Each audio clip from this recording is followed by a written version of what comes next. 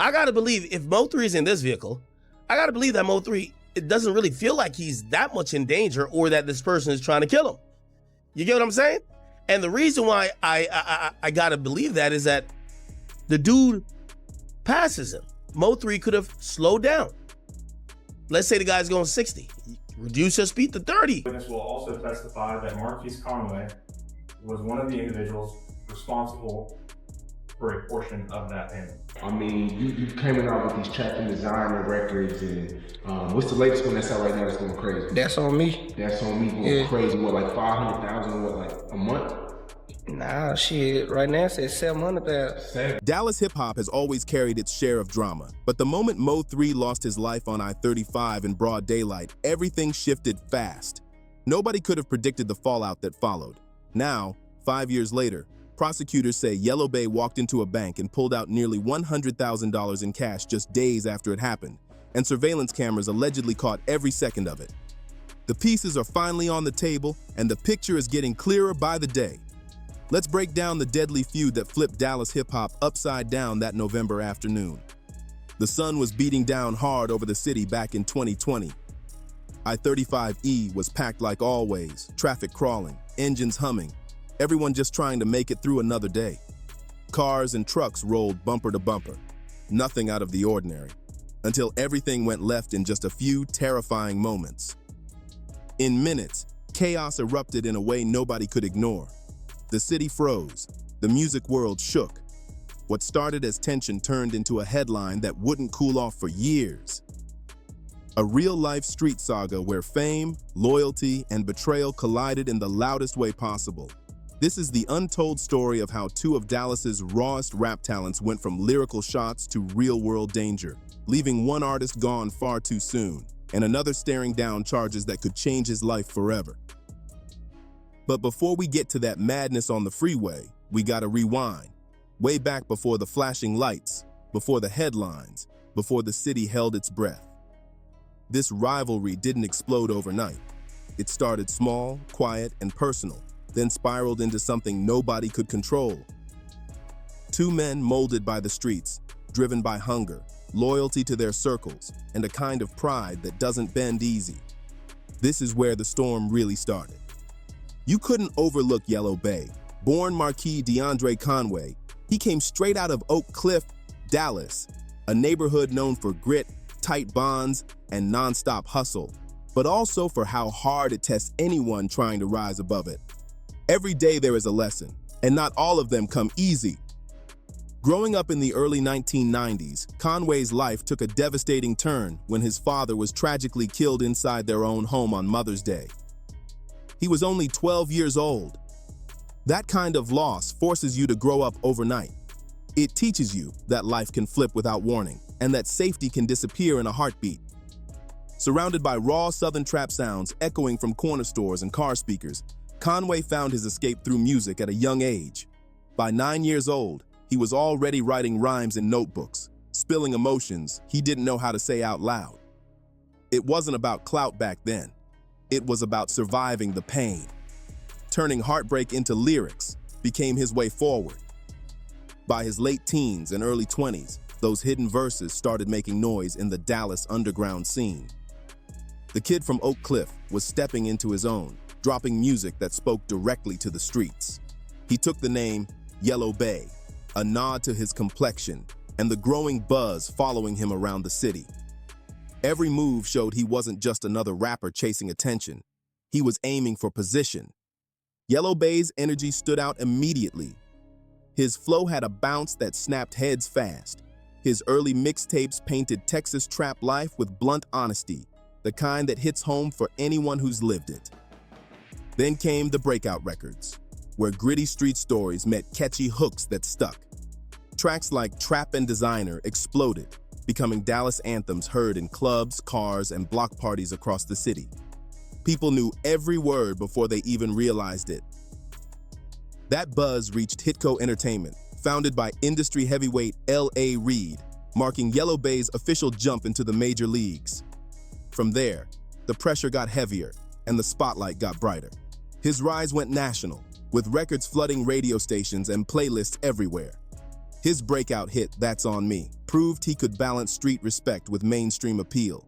The beat slapped, the flow was clean, and both sides of the crowd locked in. Big collaborations followed. Chris Brown on Restroom Occupied, Lil Wayne on Hit, and Gucci Mane on Back at It Again. Each feature pushed him further, proving he wasn't just local anymore. He was making real moves. Even Yella Beezy admitted he didn't expect That's On Me to take off the way it did. But behind the success, the climb from hungry artist to industry name was anything but smooth.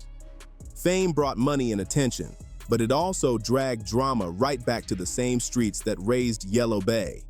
His rise wasn't clean or quiet. Legal trouble and gun-related cases kept his name spinning through headlines, shaping public opinion fast. To some, he was a product of his environment. To others, every move he made got judged twice as hard. In a world where survival looks different depending on where you stand, there was no room for mistakes. Now let's slide across the city to North Dallas, where another rising star was building his own legacy, MO3, born Melvin Abdul Noble Jr. In McKinney, but raised in North Dallas, Mo's journey mirrored Yella Beezy's in some ways, yet burned with a whole different kind of fire. Born in the spring of 1992, Noble grew up in a household rooted in faith. His family stayed active at Greater Hope Holiness Church, where belief, discipline, and unity came first. That balance of love and struggle shaped Mo into an artist who didn't hide his pain. He faced it head on. Instead of running from it, he poured it into his music like therapy, turning real-life scars into verses that felt more like testimony than rap. His sound carried honesty that cut deep. He was heavily influenced by Boozy Badazz, whose raw stories about the streets and incarceration hit him hard and stayed with him. Mo's early tracks became his escape route.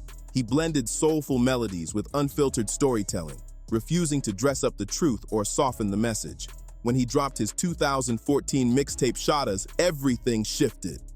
His emotional, passionate, and brutally honest sound spread through Dallas fast, powered by word of mouth and packed out small shows where fans hung on every lyric.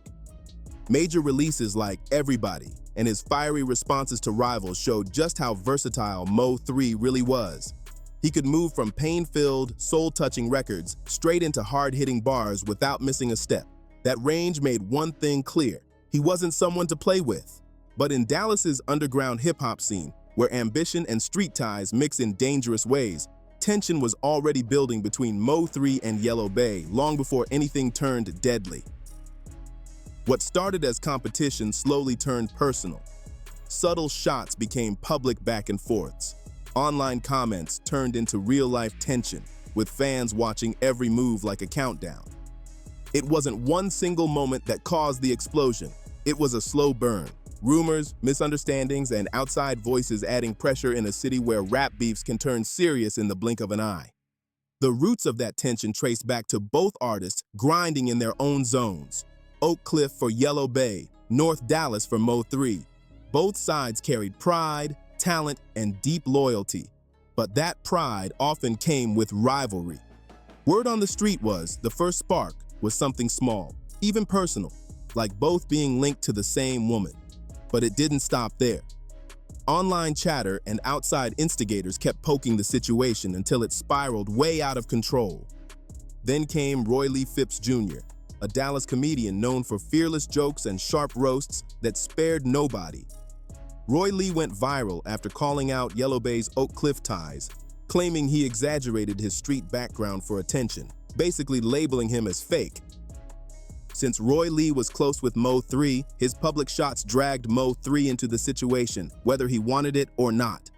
Just the association made things messy. The tension jumped another level after Roy Lee reportedly confronted members of Yella Beezy's circle at a club and was later jumped. Even after that, he kept joking online, refusing to back down. That didn't end until tragedy hit. In late 2018, Roy Lee was shot in the leg in North Dallas. Complications from that injury later took his life. After that, rumors exploded. Social media started pointing fingers at Yella Beezy or people around him, claiming it was retaliation, but no accusations were ever proven. That moment shifted the entire vibe. What started as online roasting suddenly turned dark, and the pressure on MO3 to stand up for his late friend felt real and heavy. Behind the scenes, deeper layers were moving quietly. Yella Beezy's known ties to the Rolling 60s Crips added a serious edge to the situation. In Dallas, where music and street culture overlap, those connections can turn small problems into explosive ones fast. What began as a personal disagreement slowly morphed into something bigger. It felt like a full-blown crew rivalry, with loyalty, reputation, and pride all on the line. The tension didn't cool down. It escalated again in October 2018, when Yella Beezy survived a shooting on the North Dallas Tollway. The ambush left him hospitalized, and people immediately started connecting dots. Street talk spread fast. Whispers claimed the shooting was tied to the ongoing tension, with some pointing fingers at MO3 and framing it as retaliation for Roy Lee's passing. Neither artist ever admitted to any involvement. Publicly, both tried to keep things calm, brushing off the rumors and downplaying the beef. But under the surface, the pressure kept building. Then came February 2020, and another flashpoint hit. Yella Beezy was reportedly involved in a heated altercation with Brandon Rainwater, MO3's manager, at a Dallas nightclub. Reports said the situation turned physical quickly, leaving Rainwater with a serious hip injury. A lawsuit followed, and suddenly the streets were buzzing again. Blogs ran wild, timelines lit up, and speculation exploded from every angle. Both camps played it cool on the surface. Subtle posts and vague comments online kept the drama alive without saying too much. In one interview, when Yella Beezy was asked directly about MO3, his short, dismissive response spoke volumes. It made one thing clear: the tension hadn't disappeared. At the same time, MO3 went on record denying there was any real issue between Dallas rappers. He pushed back hard, saying the media and social networks were blowing things up just for clicks and comments. Ain't no rap beef, he insisted. When reporters pressed him about specific incidents and alleged footage of confrontations, MO3 laughed it off completely, calling it internet reach. But behind the denials and talk of fake rumors, something darker was quietly taking shape. What began as a rap rivalry was inching toward a point of no return, a moment nobody could undo, a shocking act that would freeze the city and launch an investigation watched across the country. November 11th, 2020, a regular Wednesday in Dallas. Clear skies, heavy traffic, people moving through their routines, chasing the next check, the next goal. Around midday, MO3 was driving north on I-35E near the Oak Lawn exit, a stretch of freeway packed with commuters, truck drivers, and everyday folks just trying to get where they were going. Then, in seconds, everything shattered. Dashcam footage from a passing 18-wheeler later revealed the chilling scene. MO3's vehicle was suddenly targeted in what investigators described as a planned ambush. A dark-colored car pulled alongside him, and chaos erupted without warning. Gunfire cracked through the air, breaking the calm. MO3's car swerved across lanes as stunned drivers slammed brakes and leaned on their horns. The freeway flipped into panic instantly. In desperation, MO3 jumped out of his vehicle and ran across the lanes, weaving between slowing cars as drivers struggled to avoid hitting him. Horns blared, tires screeched, fear took over. The attacker stayed locked in, stepping out of his own vehicle and chasing MO3 on foot, weapon ready and focused. Witnesses later described a terrifying sight. The shooter was dressed in black, face covered, moving with purpose across multiple lanes before firing the shots that ended MO3's life. MO3 collapsed onto the concrete as traffic froze completely. Screams echoed. First responders rushed in, but the injuries were too severe. Within minutes, MO3 was pronounced dead at a nearby hospital. His life, his voice, and a rising career were gone in an instant. That moment sparked a long, complex investigation that would take nearly 5 years to piece together. When the dashcam footage finally surfaced during court proceedings, social media and news outlets exploded, pulling the entire nation back into a tragedy Dallas would never forget. Influencers and commentators like DJ Academics tore into the footage frame by frame, breaking it down for millions who couldn't believe what they were watching. The video captured the critical split second when MO3 made the decision to jump out of his car, reportedly reaching back toward the vehicle in a desperate attempt to protect himself. DJ academics and others later focused heavily on that moment. They pointed out how one different move, maybe staying inside the car and trying to speed off, could have changed everything. It became one of those haunting what-if moments where every second mattered and every choice carried life or death weight. When police arrived at the scene, what they found painted a chilling picture. Dozens of shell casings were scattered across the freeway. Investigators immediately recognized the use of a high-powered firearm, capable of firing rapidly, which explained both the volume of shots and the severity of MO3's injuries. The details were heartbreaking. MO3 had been struck while trying to escape, a clear sign he was fighting for his life until the very end. Dashcam footage from nearby vehicles, combined with highway surveillance cameras, helped investigators piece together the attack step by step. MO3's gold sedan was shown riddled with bullet holes, while the suspect's dark-colored vehicle was later found abandoned nearby. Those visuals became key evidence. They showed the chase, the timing, and the attacker's calculated movements as the scene unfolded in real time. The fact that this happened in broad daylight, on a packed Dallas freeway during heavy traffic, highlighted just how bold and reckless the attack truly was.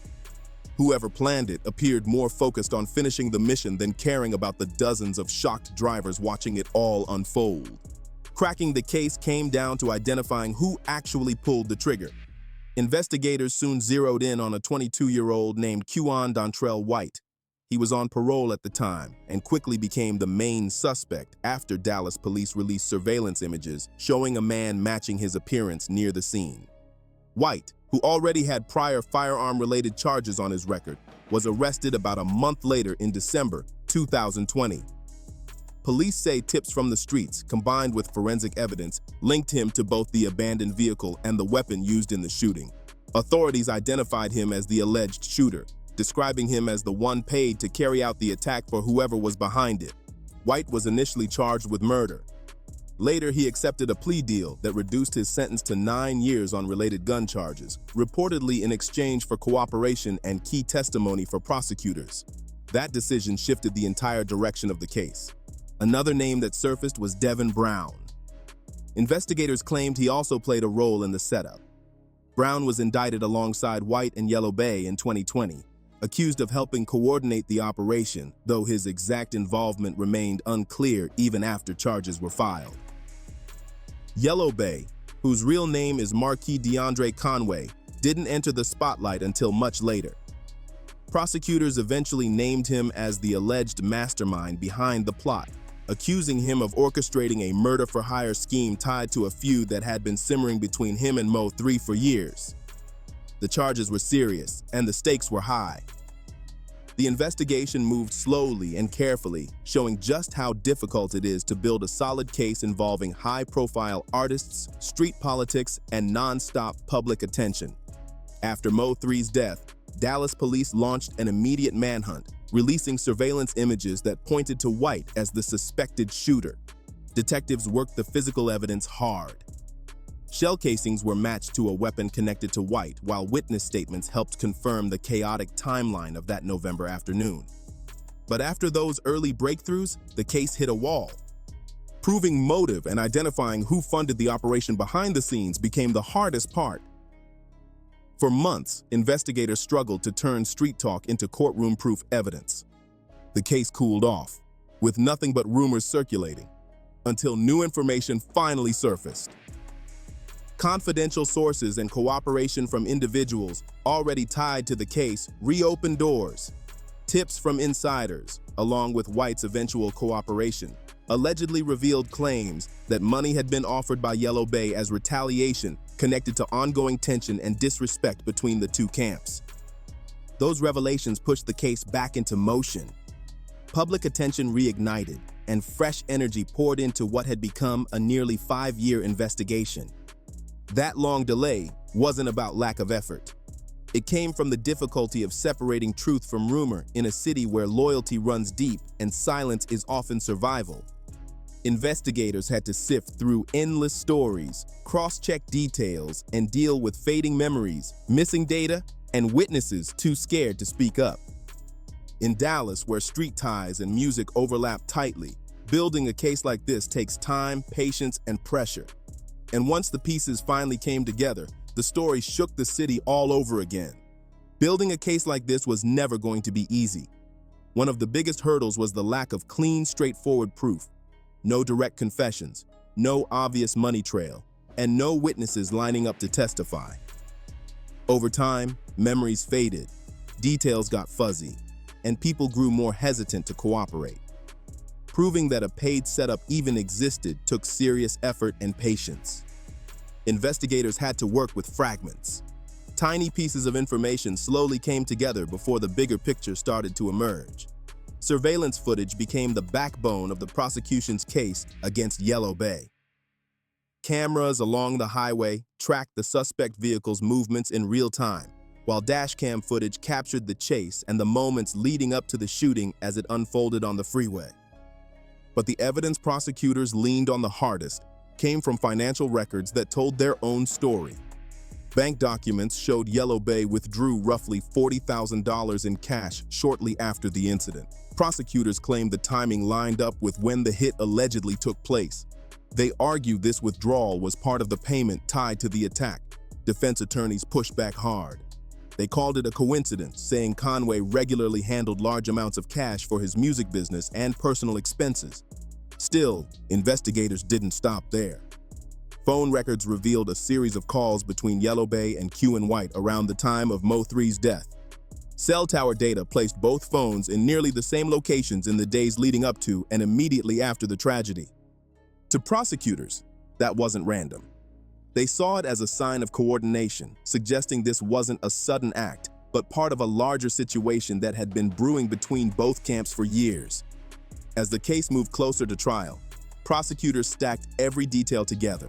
Call logs, cash withdrawals, surveillance footage, witness statements, all of it aimed at telling one clear story. They argued the attack wasn't random or impulsive. According to their theory, it was planned. A calculated murder-for-hire scheme fueled by pride, retaliation, and long-standing animosity between two major figures in Dallas hip-hop. Even though much of the case relied on circumstantial evidence, prosecutors said the pieces lined up too cleanly to ignore. As the legal showdown approached, the entire city felt the tension. Fans, media outlets, and true crime watchers nationwide waited for updates, knowing the outcome could shake the hip-hop world at its core. At the center of it all were claims that Yella Beezy, whose real name is Marquise DeAndre Conway, allegedly offered money to target MO3, hiring Q and Dontrell White to carry out the attack as part of a feud that had been simmering for years. Another man, Devin Brown, was also indicted for his alleged role in helping move the plan forward, adding more layers to an already complex conspiracy case. Like most high-profile trials, this one ran into delay after delay. The original court date, first set for April 2025, was pushed back as both legal teams battled over evidence reviews, motions, and witness preparation. After months of back and forth, Conway's trial date was officially set for February 2, 2026, while Brown's case was scheduled for November 2025. The extended timeline showed just how intense and detailed the process had become, with both prosecutors and defense attorneys preparing for outcomes that could change lives forever. Pre-trial hearings covered everything from what evidence would be allowed to which witnesses could take the stand. Every move was calculated as both sides prepared for a courtroom fight, guaranteed to draw massive attention from the media and the music industry. One of the biggest clashes before the trial even began centered on bond. Prosecutors argued Yella Beezy should remain behind bars until trial, pointing to the seriousness of the charges and his financial resources, which they said made him a flight risk. The defense pushed back, insisting he deserved the chance to fight the case from the outside. During a key hearing on March 27, 2025, the judge made a major decision. Yella Beezy's bond was lowered from $2 million to $750,000. His defense team argued Conway had deep roots in the Dallas community, strong family ties, and no violent convictions on his record, despite past legal trouble. They painted Yella Beezy as a father, a provider, someone with real responsibilities, not a flight risk. The court agreed, giving him the chance to fight the case while out on bond. But that same hearing cranked the pressure way up inside the courtroom. Prosecutors didn't just show up to argue bond. They came ready to preview the case they planned to put in front of a jury, claiming every missing piece was finally locked in. Then came the shocker. Prosecutors revealed they had a key witness ready to testify, someone they said would tie everything together and directly connect Yella Beezy to the alleged murder-for-hire plot. The courtroom went quiet as they laid it out, and just when it felt like that was enough, they dropped another major bombshell. They said the financial evidence was the strongest link of all. Prosecutors called it the backbone of their case, the so-called smoking gun pointing to coordination and planning. At the center of that claim was a timeline built from years of investigation. Bank records showed Marquis DeAndre Conway withdrew $40,000 in cash just days after MO3's death. Prosecutors argued the timing lined up perfectly with the alleged payment connected to the attack. According to the state, this wasn't random or innocent. They said it was a calculated move, part of a larger plan that traced straight back to him. The defense fired back immediately, saying successful artists often move large amounts of cash for shows, business deals, and personal expenses in the music world. That back and forth turned the cash withdrawal into one of the biggest talking points in the entire case, especially after it came out that the transaction was caught on bank surveillance cameras. Investigators subpoenaed the footage to confirm the exact time and amount, presenting it as visual proof of what prosecutors called suspicious behavior. Then came the prosecution's star witness. Q White, the man accused of carrying out the attack, agreed to testify after accepting a plea deal on lesser charges. Prosecutors said his testimony would shake the courtroom. White claimed there were direct conversations about money and alleged he was hired through people connected to Yella Beezy to go after MO3. Digital records were used to back parts of his story. Phone data showed communication between White and Conway within 24 hours of the incident. Cell tower logs placed their phones near the same locations during critical moments. Prosecutors argued it all lined up too cleanly to ignore. But the defense wasn't backing down. Conway's legal team attacked the case from every angle, saying the entire story rested on weak, second-hand claims. They pointed out there were no clear text messages, no emails, and no direct transactions that spelled out a murder-for-hire plan. They also highlighted the timeline. More than 4 years passed before charges were filed. To the defense, that delay screamed uncertainty, not confidence. They said the case was built on speculation, street talk, and pressure, not hard proof. White's credibility took center stage too. Defense attorneys reminded the court of his criminal background and the fact that he had every reason to say whatever helped him reduce his sentence. They painted him as an unreliable witness trying to save himself, not someone telling the full truth. Hip-hop insider and street analyst Wack 100 weighed in during a deep dive interview, and he didn't hold back. He questioned the strength of the prosecution's argument, especially the focus on the $40,000 withdrawal. According to him, pulling out large amounts of cash isn't unusual for artists dealing with fast-paced business and constant expenses. He broke down why a money trail alone doesn't equal proof. Calling it flimsy, he explained how difficult it would be for prosecutors to convince a jury that a cash withdrawal automatically means organizing a hit. In his view, the case would need stronger, clearer evidence, not just circumstantial links that could easily be explained by normal industry habits. Eventually, Conway posted the $750,000 bond and walked free under strict conditions. He was placed on 24-hour house arrest with a GPS ankle monitor, banned from contacting witnesses or co-defendants, and warned not to test the court's patience even once. Then in November 2025, the judge made one small but meaningful change. Conway was allowed up to 5 hours a week in the studio to record music. His attorneys argued music was his only legal source of income, and blocking him from creating would destroy his livelihood. The judge agreed, following similar rulings in other high-profile artist cases. Now, the world waits. Will the prosecution's evidence hold up under pressure, or will the defense tear it apart once the trial begins? Either way, this case has already cemented itself as one of the most talked about stories in hip-hop history. If you rocked with this breakdown, Make sure to hit like, drop a comment, and subscribe for more deep dives into the biggest stories shaking the music world right now. Tap one of the videos on your screen to keep watching, and I'll see you on the next one.